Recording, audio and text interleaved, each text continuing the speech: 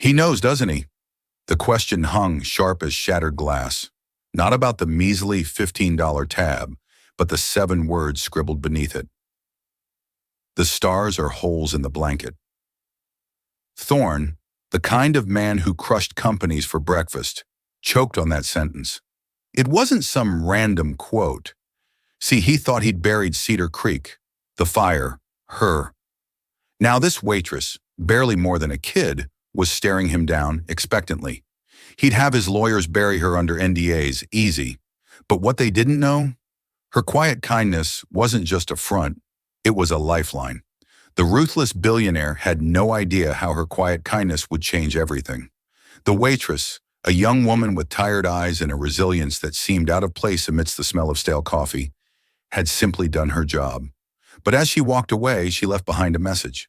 When his eyes scanned past the $1,450 sounds for a burger and coffee to the scribbled ink at the bottom, his breath caught in his throat. His multi-billion-dollar empire, his carefully constructed life, all of it vanished, replaced by a ghost from a past he had buried under a mountain of ambition and steel. He was frozen, not by the audacity of the note, but by the impossible truth it represented. Marcus Thorne did not eat in diners. His meals were curated experiences, architectural plates served in glass towers with panoramic views of a city he felt he owned. They were power lunches with rivals, celebratory dinners with shareholders, or solitary sterile affairs in his penthouse prepared by a private chef, who understood that his employer consumed fuel, not food. Yet on this particular Tuesday, a relentless gnawing disc had driven him from his sleek black sedan and onto the cracked pavement of a neighborhood he hadn't set foot in for 20 years. He was navigating the final brutal stages of a hostile takeover of a rival tech firm, Sterling Wyatt. The days were a blur of caffeine, legal jargon, and predatory phone calls. He was winning as he always did, but the victory felt hollow, the thrill of the hunt replaced by a metallic taste of exhaustion. He had told his driver, a stoic man named Peterson, to simply drive. They had ended up here in a part of the city that progress had seemingly forgotten all brick tenements and faded awnings. The place was called the Bluebird Diner, its neon sign flickering with a kind of weary persistence. On an impulse he couldn't explain, Marcus had told Peterson to wait, and he had stepped inside. The bell above the door chimed a cheerful, tiny welcome that felt alien to him. The air was thick with the comforting trinity of diner smells, sizzling bacon, brewing coffee, and the faint, sweet scent of pancake syrup.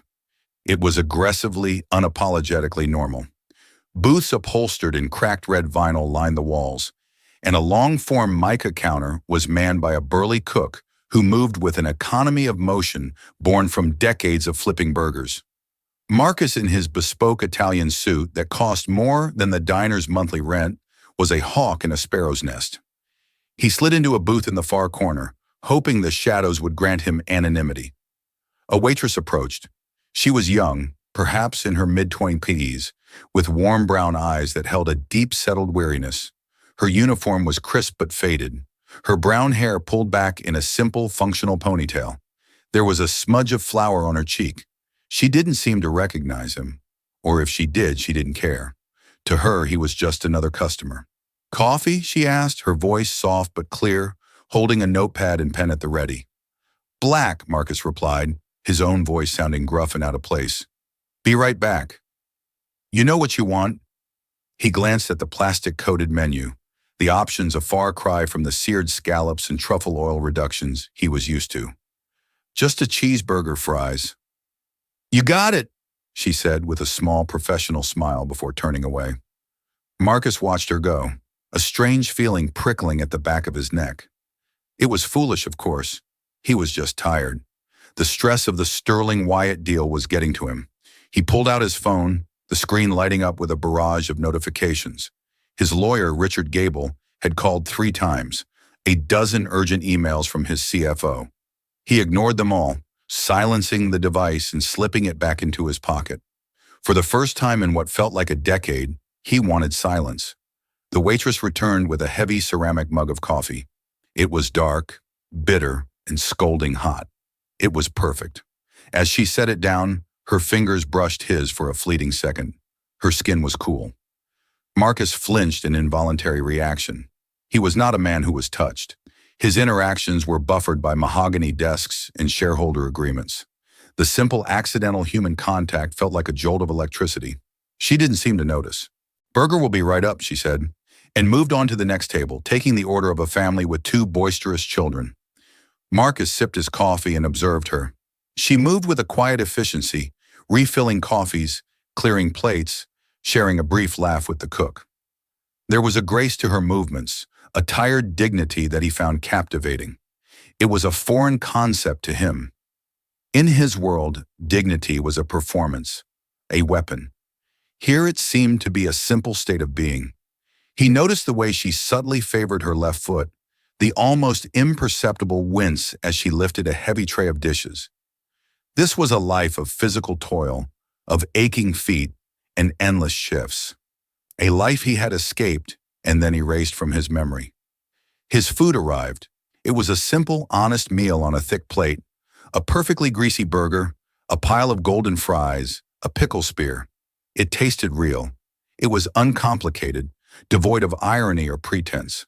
He ate slowly, the unfamiliar sensation of being just a man in a diner washing over him. No one was demanding a decision. No one was analyzing his every word. For 20 minutes, he wasn't Marcus Thorne, the corporate raider. He was just a man eating a burger. When he was finished, the waitress returned. "All good?" she asked. "It was," he said, surprised by his own sincerity. "Thank you. Can I get you anything else?" "Piece of pie we got." "Apple?" "No, just the check, please." She nodded and scribbled on her notepad, tearing off the small green sheet and placing it face down on the table. "Take your time," she said, and then she was gone, attending to the family in the other booth. Marcus reached for the bill. It was a formality. He would leave $100 bill, an amount that would likely make her night, but which meant less than nothing to him. It was an abstract transaction. He flipped over the slip of paper. The total was written in neat, clear numbers, $14, $50. Beneath it, in the same careful, slightly slanted script, were 7 words. The stars are holes in the blanket. Marcus Thorne read the words once, then twice. The sounds of the diner, the clatter of cutlery, the sizzle of the grill, the low hum of conversation, faded into a deafening roar in his ears. His heart, a tightly controlled organ that hadn't betrayed him in the most ruthless of boardrooms, began to hammer against his ribs. The blood drained from his face, a cold wave washing over him, leaving him clammy and breathless. He froze. His hand, which had been reaching for his wallet, remained suspended in midair, trembling slightly. The world narrowed to the small green piece of paper and the impossible sentence written upon it. It wasn't a random quote. It wasn't a line from a poem. It was a secret, a code, a key to a door in his mind that had been locked, bolted, and bricked over for 30 years. It was a phrase spoken by a ghost, a whisper from a life he had convinced himself was just a bad dream. He looked up, his eyes wide with a terror he hadn't felt since he was a boy, searching for the waitress. She was at the counter, her back to him, laughing at something the cook said. She was just a girl, a waitress in a cheap diner. She couldn't possibly know. It was impossible. And yet there it was, written in ink, undeniable and catastrophic. The drive back to his penthouse was a silent, suffocating ordeal. Peterson, ever the professional, navigated the snarling New York traffic with his usual calm, occasionally glancing in the rearview mirror at his employer. He saw a man utterly changed. The ironclad composure Marcus Thorne presented to the world had shattered. His face was ashen, his knuckles white, as he gripped the diner bill in his fist. He stared out the window, but he wasn't seeing the familiar cityscape. He was seeing smoke and embers and the face of a little girl with eyes the color of a summer sky. "Sir, is everything all right?" Peterson finally ventured, his voice low. Marcus didn't answer. He couldn't. His mind was a maelstrom of fragmented memories, a chaotic slideshow of a past he had systematically repressed. The feel of rough bark under his fingernails as he climbed the old oak tree. The taste of wild blackberries staining his fingers purple. The sound of a little girl's laughter, bright and clear as a bell. And the smell, the acrid, choking smell of fire. Back in the sterile expanse of his penthouse, a minimalist palace of glass and steel overlooking Central Park, the silence was even more profound. The space, usually a sanctuary of control, now felt like a tomb. He walked to the floor-to-ceiling window, the city lights, a glittering, indifferent tapestry below. He smoothed out the crumpled bill on the cold marble of a nearby console table. The stars are holes in the blanket. It was their secret code, his and Lily's. They were 8 years old, lying on their backs in the tall grass behind her small farmhouse in Cedar Creek, a town he hadn't even allowed himself to think of by name in decades. He had been a poor, scrappy kid named Mark. She was Lily, the girl next door, his only friend. She had been afraid of the dark, and he, in a moment of childish inspiration, had pointed to the night sky and whispered, "Don't be scared. The stars are just holes in the blanket of night, letting the light from heaven shine through." She had repeated it back to him, a solemn vow. It became their phrase, a talisman against the things that frightened them.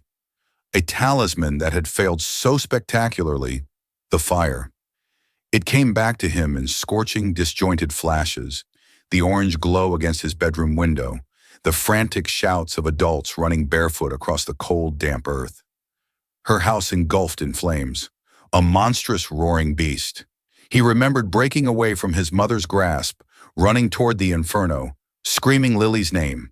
He remembered a window, a small figure silhouetted against the flames. He remembered the intense searing heat, the sound of collapsing timber, and then nothing. Blackness. He'd woken up in a hospital, his lungs raw, his arms covered in burns. They told him he was a hero, that he had tried to save her, but they also told him she was gone. Lily and her parents, all lost in the fire.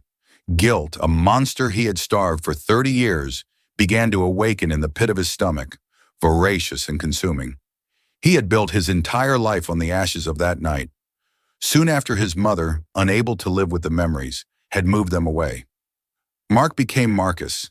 He buried the scared, helpless boy from Cedar Creek and forged a new man, one who was invulnerable, who controlled everything, so he would never feel that powerless again. His ambition was a fortress built to keep the ghosts out, and now a waitress in a cheap diner had breached the walls with 7 simple words. His first instinct, the one honed by years of corporate warfare, was to dismiss it. A coincidence, a freakish, impossible coincidence. He grabbed his laptop, his fingers flying across the keyboard. He searched the phrase. It yielded nothing. No famous quotes, no book passages, no song lyrics. It was unique. It was theirs. Panic began to set in. Was this a shakedown? A scam? Had someone dug into his past, found this obscure detail, and was now using this girl as a pawn to extort him? The idea was both terrifying and in a twisted way comforting. A simple blackmail plot he could understand. He could fight that. He could crush it. He called Richard Gable. "Marcus, I've been trying to reach you. Sterling Wyatt's board is getting nervous.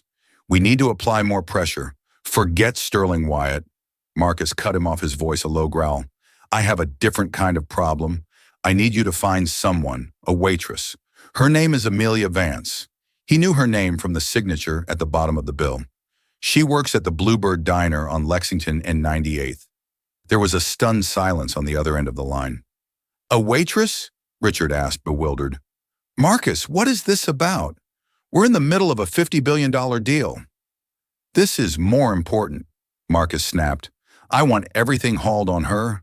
Where she lives, where she's from, who her family is, what she ate for breakfast, everything. And Richard, I want it handled with absolute discretion. No one can know I'm looking into her. Use Frank Morrison. Pay him whatever he wants. Just get it done now." He hung up before Richard could protest further. Frank Morrison was a private investigator, a former NYPD detective who was the best and most discreet in the business. A man who could find a ghost if the price was right. While he waited, Marcus paced his apartment like a caged animal. He couldn't work. He couldn't think. The carefully ordered world of Marcus Thorne was unraveling. He found himself looking in the mirror, but he didn't see the powerful CEO. He saw a scared 8-year-old boy named Mark, his face smudged with dirt and tears. He had failed Lily. He had run from her memory, and now somehow she had returned to haunt him. Meanwhile, in a cramped third floor or walk-up apartment miles away, Amelia Vance was counting her tips. The meager collection of crumpled bills and loose change was barely enough to cover the week's groceries, let alone the stack of overdue notices on her small kitchen table. Her real name wasn't Amelia, it was Lily Ann Carter. She had changed it years ago, hoping to shed the weight of her past like a second skin. She limped into the small adjacent bedroom where her younger brother Leo was asleep. He was 16, but his body was frail, betrayed by a rare and aggressive form of muscular drought. The rhythmic hiss and puff of the oxygen machine by his bed was the constant soundtrack of her life. His medical bills were a mountain of debt she could never hope to climb on a waitress's salary. Her gamble at the diner had been an act of pure, undiluted desperation. For years she had lived with the trauma of the fire, with the memories of a life that was stolen from her. She had been pulled from the wreckage by a firefighter long after Mark had passed out from smoke inhalation. Her parents had perished. She had been sent to a distant relative, a cold and indifferent woman who had died when Lily was 18, leaving her completely alone to care for her ailing brother, who had been born a few years after the fire to that same relative. One day, months ago, while waiting for Leo's appointment at a clinic, she had idly flipped through a magazine, and there he was. The face was older, harder, etched with power, and devoid of the boyish warmth she remembered. But the eyes were the same. It was Mark, only now the world called him Marcus Thorne. She had read the article, a profile of his ruthless climb to the top, his cold efficiency, his vast, unimaginable wealth.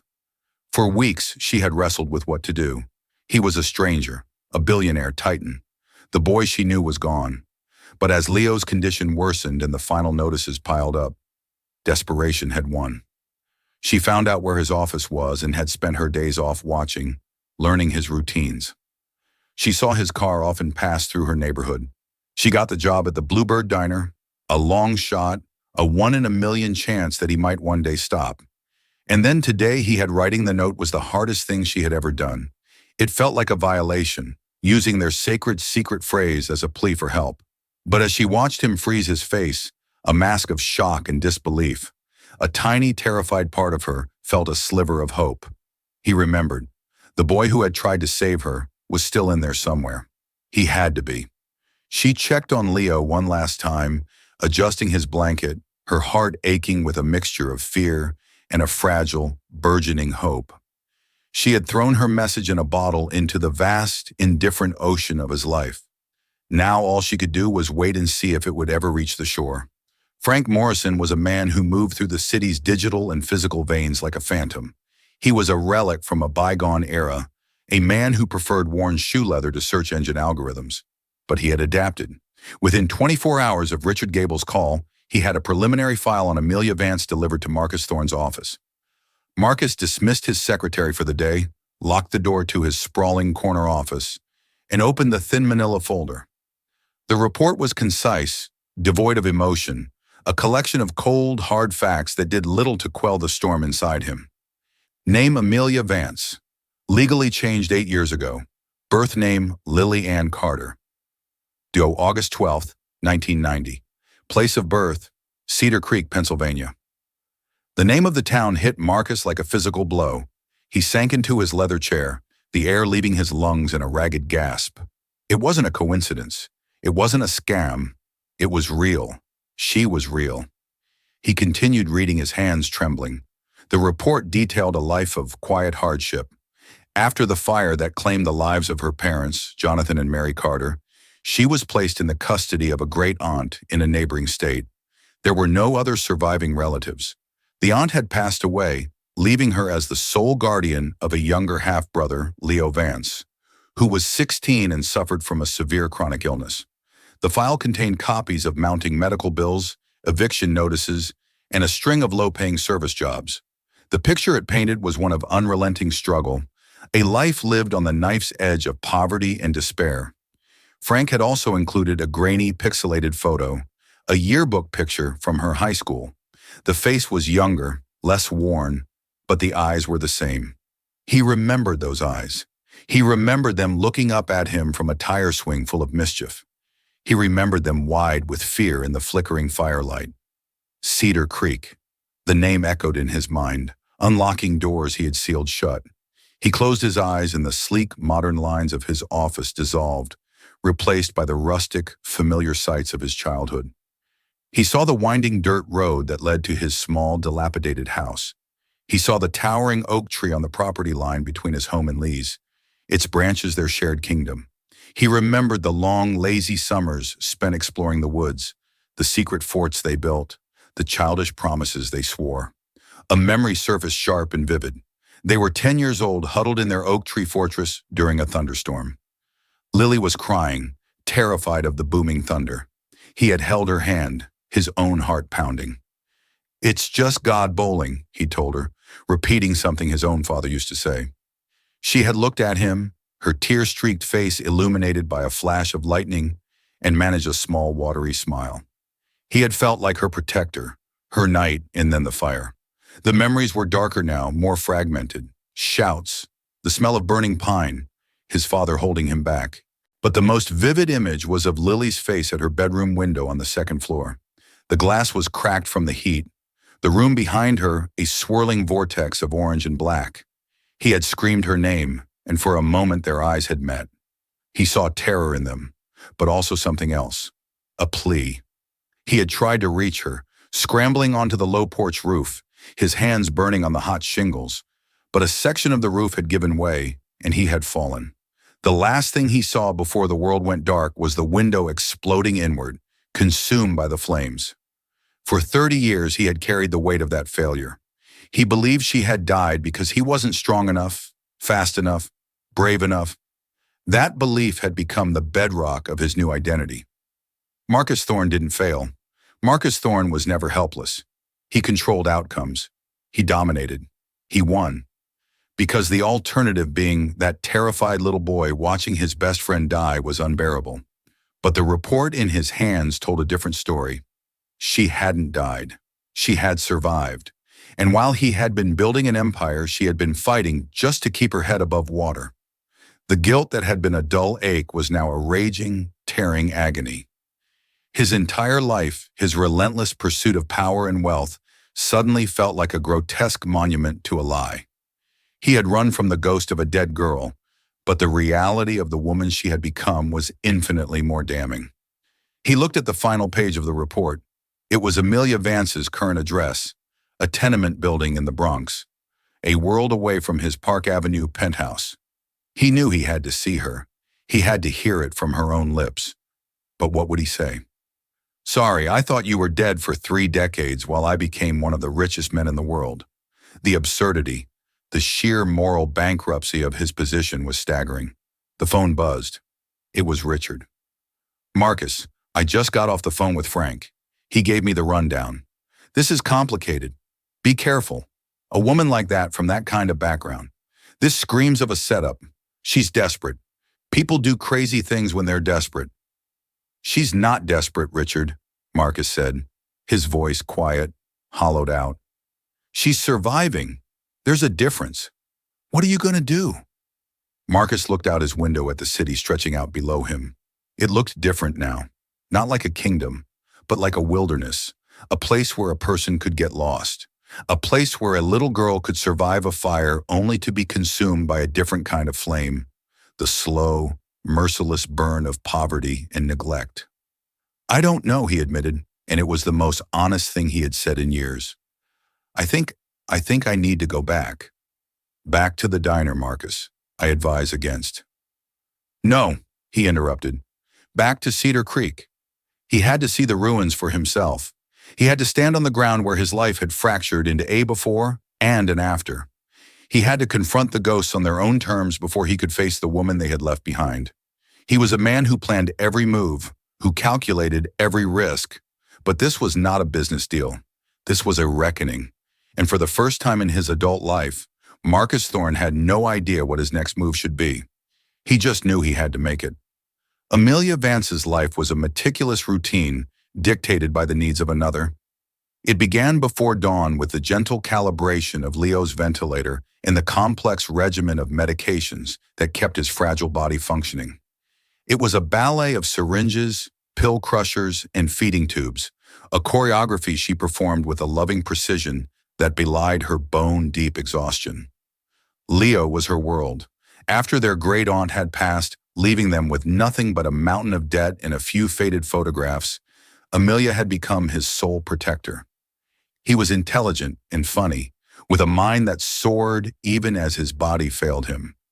He devoured books on astronomy and physics, his conversations often drifting to nebulae and quantum mechanics, topics that were light years away from their cramped apartment. He was the keeper of her hope, the reason she fought so hard. "Did you see?" Leo rasped one morning, his voice weak but excited. He pointed a trembling finger toward a tablet propped on his bedside table. On the screen was a news article. Thorne consolidated his finalizing the Sterling Wyatt acquisition. The guy is a shark. Total market dominance. Amelia felt a cold knot form in her stomach. She forced a smile. "Is that so good for him?" "They say he came from nothing," Leo continued, his eyes bright with admiration for the story. "If not, the man built his entire company from the ground up. Imagine having that kind of power. You could change things.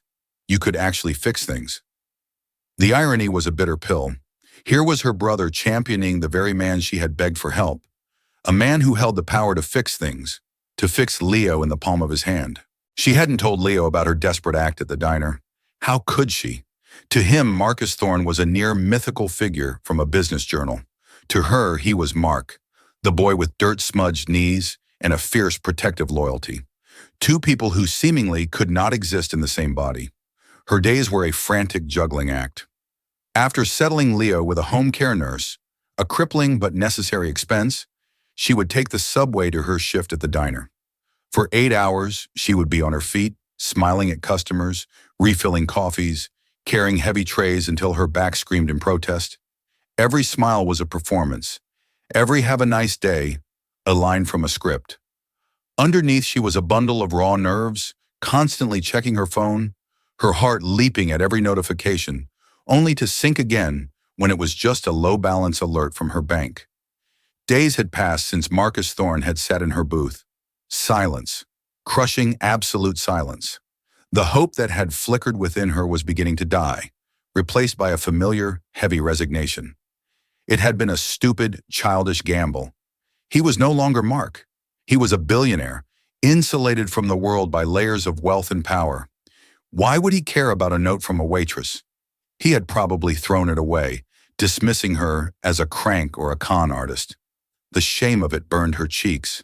She had used their most private memory, the pure innocent code of their childhood, and cheapened it with a desperate plea for money. The apartment felt smaller each day, the walls closing in. The latest letter from the hospital was on the table. It's read, "Final notice," a glaring accusation. Leo needed a new series of treatments, an experimental therapy that his doctors believed could significantly improve his quality of life, perhaps even halt the progression of his disease. But the cost was astronomical. It might as well have been $1 billion one evening after a particularly grueling shift. She sat by Leo's bed, reading to him from a book about the cosmos. His breathing was shallow, and a new whirring rattle had developed in his chest. And so the light from the Andromeda galaxy that we see tonight. She read, her voice thick with emotion, began its journey 2.5 million years ago. We're looking at the past like starlight ghosts. Leo turned his head slightly, his eyes finding hers. "Are you okay, Mia?" he whispered. He always called her Mia. She couldn't hold it in any longer. The tears she had been suppressing for days finally broke free, silent and hot. "No," she choked out. "I'm not okay, Leo. I'm so scared." She confessed everything about growing up as Lily Carter in Cedar Creek, about the fire, about her childhood friend Mark, and about seeing him in the magazine, a man named Marcus Thorne, and the insane, desperate plan she had concocted. Leo listened without interruption, his expression unreadable. When she finished her story, hanging in the quiet room between them, he was silent for a long moment. "The stars are holes in the blanket," he said softly, his voice filled with a strange wonder. "You told me that story when I was little. I thought you made it up." "He made it up," she corrected, wiping her eyes. "A long time ago. So you didn't just ask him for help. Leo reasoned his mind as always, cutting straight to the core of the matter. You reminded him of who he was. It was stupid, she lamented. He's not that person anymore. People change. Maybe, Leo said, his breathing labored. Or maybe they just forget. Maybe sometimes they need someone to help them remember. His words, simple and profound, struck her. She had seen her actions as begging, but Leo saw it as something else, an act of remembrance, a reminder of a promise made by a little boy in a world before it was scorched by fire and ambition. The next day her phone rang. It was an unknown number, a Manhattan area code. She almost ignored it, assuming it was another debt collector, but something made her answer. "Hello," she said, her voice trembling. "Amelia Vance." The voice on the other end was deep, formal, and unfamiliar. "My name is Richard Gable. I am calling on behalf of Marcus Thorne.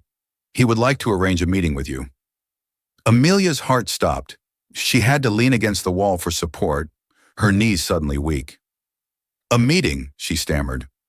"Why, he would prefer to discuss that with you in person," Gable replied coolly. "He has asked me to assure you that this is not a hostile conversation. He suggests a neutral location. Tomorrow at noon, the Conservatory Garden in Central Park. Do you know it?" "Yes," she whispered. "A car will be sent to your address at 11:30 to bring you there. Will that be acceptable?" It was happening. After all the waiting, the fear, the second guessing, it was finally happening. Her message in a bottle had been found. She didn't know if the man who found it would be a friend or a foe, a savior or an executioner. She only knew that her life and Leo's was about to change forever. "Yes," she said again, her voice a little stronger this time. "That will be acceptable." Cedar Creek was a ghost.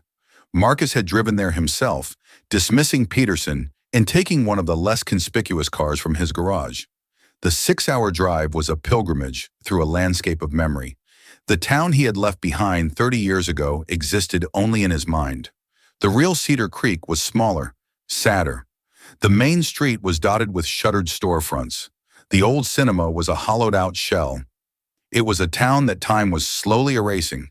He didn't stop. He drove straight to the old dirt road, now paved over, but still achingly familiar. He parked where his childhood home once stood. There was nothing there now but a field of overgrown weeds and a crumbling stone foundation. He got out of the car, the air cool and crisp smelling of damp earth and pine, a scent that immediately transported him back.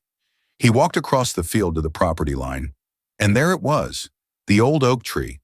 It was bigger, its branches thicker and gnarled with age, but it was unmistakably the same tree. He ran a hand over its rough bark, half expecting to feel the worn notches they had carved as footholds. This was their kingdom, their sanctuary. He looked across to where Lily's house had been. It was an empty lot scarred by a wide blackened patch of earth, where nothing grew even after 3 decades. A grave marker for a life that was. He stood there for what felt like an hour, the past washing over him in relentless waves, the joy and the terror inextricably linked. He finally understood he hadn't just lost his friend that night. He had lost himself. Mark had died in that fire too. Marcus Thorne was the scar tissue that had grown over the wound. He returned to New York with a heavy settled resolve. He was done running. He instructed Richard to arrange the meeting. He chose the Conservatory Garden, a place of quiet, curated beauty, as far from the cold world of his boardroom, in the gritty reality of her diner, as he could imagine. He arrived early, dressed not in a suit, but in simple dark trousers and a cashmere sweater. He wanted to look less like a titan of industry and more like a man. He waited by the central fountain, the gentle sound of splashing water doing little to calm the frantic beating of his heart. He saw her before she saw him. She was walking hesitantly along the path, looking small and vulnerable against the backdrop of meticulously manicured hedges and blooming flowers. She wore a simple dress, one he suspected was her very best. Her face was pale, her hands clasped tightly in front of her. This wasn't a predator sizing up her prey. This was a young woman walking into the biggest, most terrifying unknown of her life. As she drew closer, their eyes met. The years melted away. He saw past the exhaustion and the worry lines, and he saw her. He saw Lily. "Hello, Amelia," he said, his voice. It felt wrong to use that name. "Hello, Mr. Thorne," she replied, her voice barely a whisper. "Marcus, please." He gestured to a nearby stone bench. "Please sit." They sat in Sundance for a moment, an awkward charged chasm of 30 years between them. He was the first to speak. "The note you left." He looked at her, his gaze intense, searching. "Why?" Amelia took a deep breath, steeling herself. "My brother Leo is very sick," she began, her voice gaining a bit of strength. "He needs medical treatments that I can't afford. I saw your picture in a magazine. I recognized you. I didn't know what else to do. It was a desperate act, and I'm sorry if I—" "No," he interrupted, holding up a hand. "Don't apologize. I'm not talking about why you need help. I'm talking about the words you chose. The stars are holes in the blanket. How did you know that?" This was the moment, the truth stark and unadorned. "Because you're the one who told it to me," she said, her eyes locking with his. "You told me that when we were lying in the field behind my house, after my dad read me a scary story and I couldn't sleep. You were Mark and I was Lily." The name spoken aloud after so long hung in the air between them. Marcus felt as if the world had tilted on its axis. Hearing it from her, seeing the unwavering truth in her eyes made it irrevocably real. "I saw you," he said, his voice cracking. "That night I saw you in the window." Tears welled in Amelia's eyes, spilling down her cheeks. "I saw you too. You were on the porch roof. I was so scared, Mark. The smoke was everywhere. I couldn't breathe. I thought I was going to die." "I tried to get to you," he whispered, the confession torn from a place of deep ancient guilt. "I tried, but the roof it broke. I fell. I failed. I thought you died in there. A fireman got me out," she explained, her voice choked with tears. "He came through the window just after you fell. He said a few more seconds and it would have been too late. You didn't fail, Mark. You showed them where I was." "You kept me at the window," the fireman said. "You saved my life." Marcus stared at her, his mind reeling. He had built his life on a foundation of failure and guilt. He had become Marcus Thorne because he believed he had let Lily die. And now she was telling him the opposite, that his desperate, childish act of courage had actually saved her. It was too much to process. The carefully constructed walls of his psyche began to crumble. "My parents," she trailed off, her voice thick with sorrow. "I know," he said softly. "I'm so sorry, Lily." He used her real name. The sound of it from him was a key turning in a lock. The dam of her own carefully controlled emotions burst. She began to sob, not just for her current struggles, but for the lost parents, the stolen childhood, the lonely, difficult years she had endured. In that moment, Marcus Thorne ceased to exist. It was just Mark, the boy from Cedar Creek. Acting on an instinct he didn't know he still possessed, he moved closer and tentatively put an arm around her shaking shoulders. It was an awkward, clumsy gesture from a man unaccustomed to offering comfort, but it was real. He felt her lean into him, a silent acknowledgement of their shared traumatic past. They sat there for a long time, two survivors, adrift in the wreckage of a memory. The billionaire and the waitress were gone. In their place were a boy and a girl who had been forged in the same fire, separated by fate, and now miraculously reunited. The reckoning he had dreaded had become a release. The guilt he had carried for 3 decades began to lift, replaced by a new profound and terrifying emotion: responsibility. He hadn't failed her then, and he would be damned if he was going to fail her now. The days following the meeting in the park were a period of radical and dizzying change for Marcus Thorne. He returned to his life, but his life no longer fit. The corner office felt less like a seat of power and more like a cage. The endless meetings about market shares and profit margins seemed trivial, their language hollow and meaningless. He looked at the faces of his executives and who were ripped at the altar of the bottom line, and he felt a profound sense of alienation.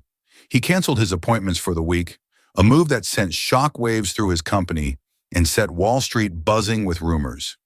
He instructed Richard to handle the final push of the Sterling Wyatt acquisition, giving him carte blanche to close the deal.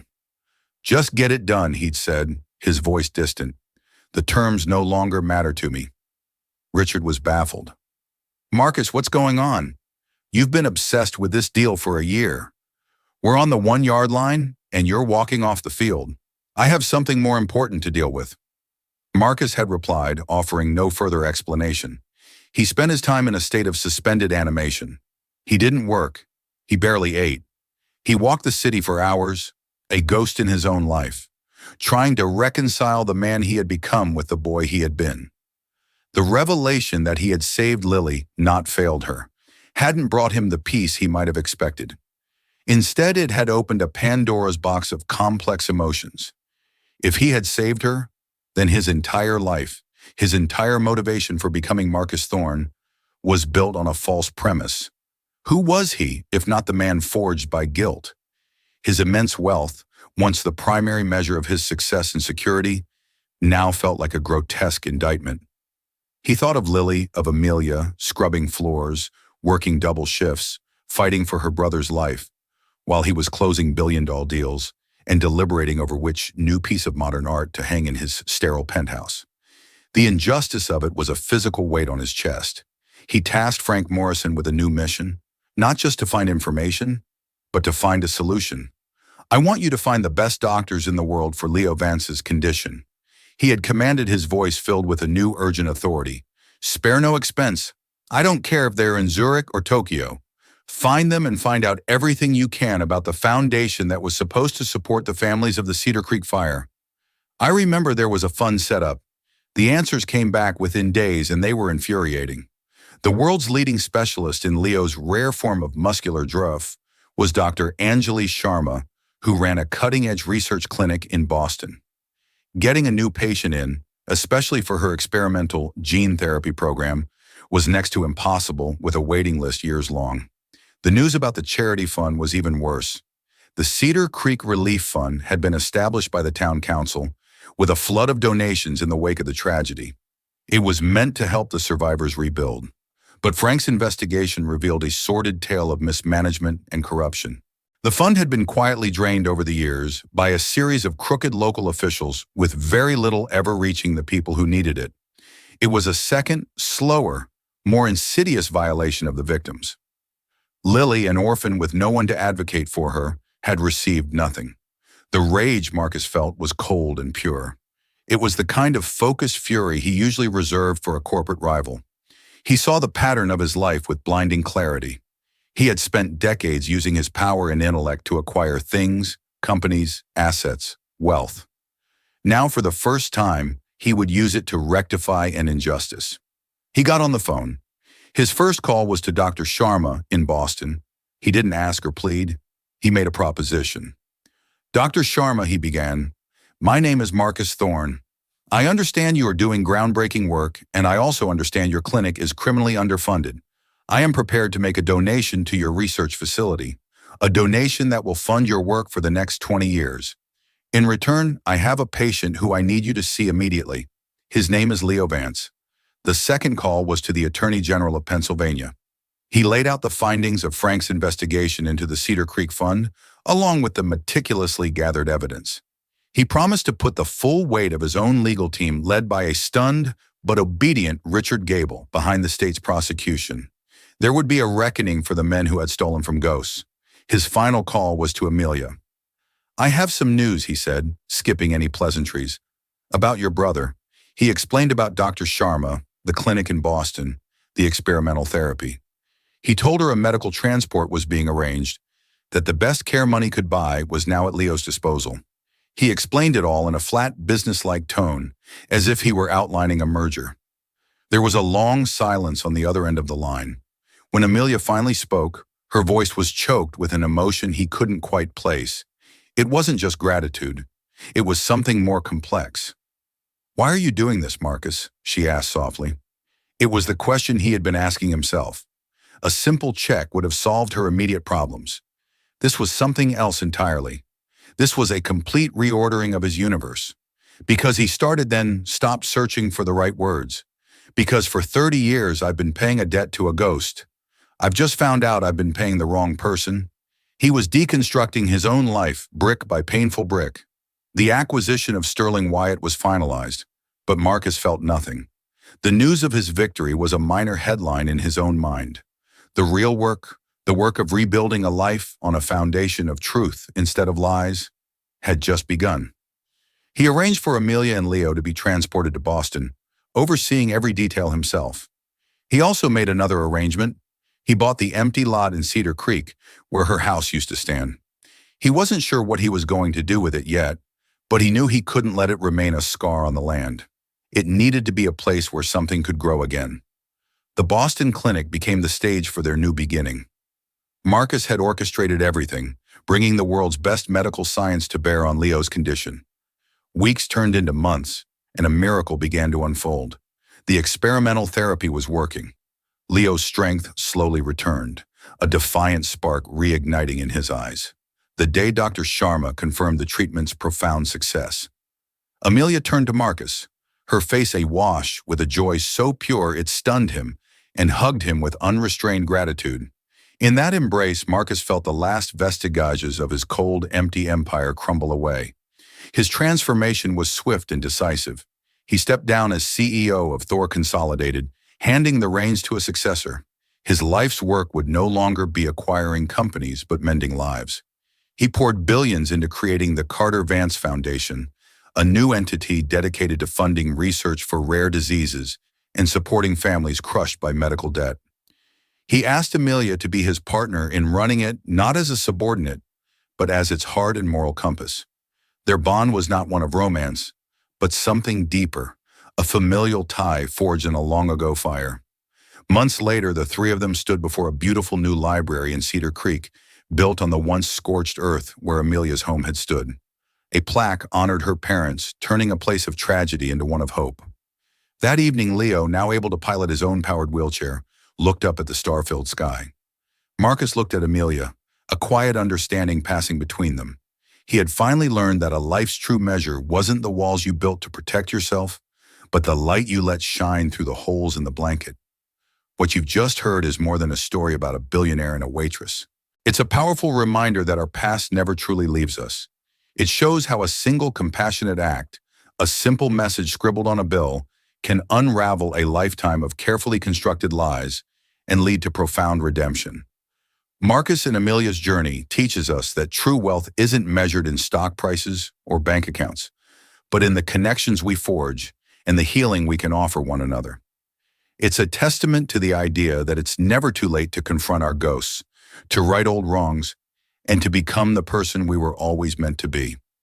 If this story of second chances and the incredible power of human connection moved you, please take a moment to show your support. Hit that like button. Share this video with someone who might need to hear it, and be sure to subscribe to the channel for more stories that inspire and make you think. Your support helps us continue to bring these powerful narratives to light. Thank you for listening.